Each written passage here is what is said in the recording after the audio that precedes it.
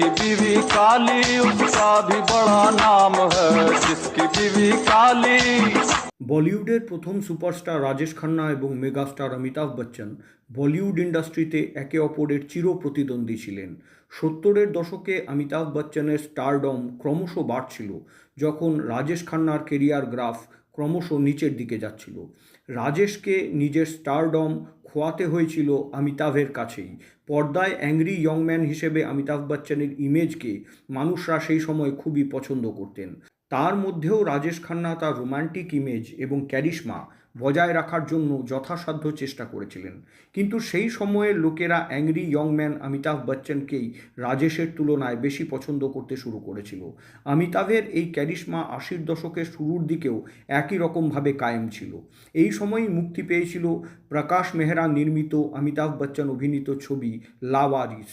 এই ছবিতে একটি গান মেরে অঙ্গনে মে তুমহারা ক্যা কাম হ্যায় দর্শকেরা খুবই পছন্দ করেছিলেন, কিন্তু রাজেশ খান্নার এই গানটি একেবারেই পছন্দ হয়নি। এই গানের সাথে অমিতাভ বচ্চনের মতন লম্বা চওড়া চেহারার এবং ব্যক্তিত্ব সম্পন্ন মানুষকে যখন ট্রান্সজেন্ডারদের মতন মেকআপ এবং এক্সপ্রেশন নিয়ে নাচতে দেখা গেছিল, সেটা দেখার পরে রাজেশ খান্না যার পর নাই ক্ষুব্ধ এবং বিরক্ত হয়েছিলেন।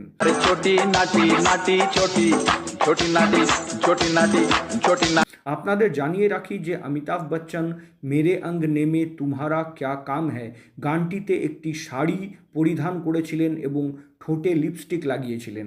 ফিল্ম জার্নালিস্ট ইয়াসির উসমান তার বইয়ে লিখেছেন যে এই গানটি রিলিজের সাথে সাথেই রাজেশ খান্না কীভাবে অমিতাভ বচ্চনকে নিয়ে ব্যঙ্গ বিদ্রূপ করেছিলেন।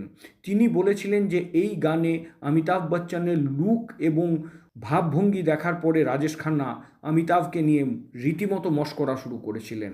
সেই সময় রাজেশ খান্না এক সাক্ষাৎকারে বলেছিলেন যে আমি একজন সম্মানিত এবং প্রতিষ্ঠিত তারকা, আমি আমার সম্মানের সাথে কখনোই আপোষ বা কম্প্রোমাইজ করতে পারি না। টাকা আর প্রশংসার জন্য শাড়ি আর লিপস্টিক পরে আমি জীবনে এইভাবে অঙ্গিভঙ্গি করে নাচতে পারবো না। অমিতাভ বচ্চনের ছবি লাওয়ারিস মুক্তি পায় 1981 সালে। এই ছবিটি বক্স অফিসের বিচারে সুপারহিট প্রমাণিত হয়েছিল। দর্শকেরা এই ছবিটিতে অমিতাভ বচ্চনের অভিনয় এবং পারফরমেন্সের প্রশংসাও করেছিলেন। ফিল্ম লাওয়ারিসের সাফল্যের পরেই অমিতাভ বচ্চন ইয়ারানা, কালিয়া এবং নসিব ছবিতে কাজ করার অফার পান। এই তিনটি ছবিও সুপারহিট প্রমাণিত হয়েছিল। অমিতাভ বচ্চন এবং রাজেশ খান্না 1971 সালে ঋষিকেশ মুখার্জির সুপারহিট ছবি আনন্দে একসাথে কাজ করেছিলেন। এই ছবিটি যখন রিলিজ করে তখন রাজেশ খান্নার স্টারডম তুঙ্গে ছিল এবং অমিতাভ ছিলেন নবাগত। এরপরে পরিচালক ঋষিকেশ মুখার্জির নমক হারাম নামের আরেকটি ছবিতে একসাথে দেখা গেছিল রাজেশ খান্না এবং অমিতাভকে। বলা হয় যে এই ছবিটি দেখার পরে এই ছবির প্রিমিয়ারেই রাজেশ খান্নাই প্রথম ঋষিকেশ মুখার্জিকে বলেছিলেন যে আগামী দিনে অমিতাভ বচ্চন সুপারস্টার হবেন। বলিউড তার আগামী দিনের সুপারস্টার পেয়ে গেছে।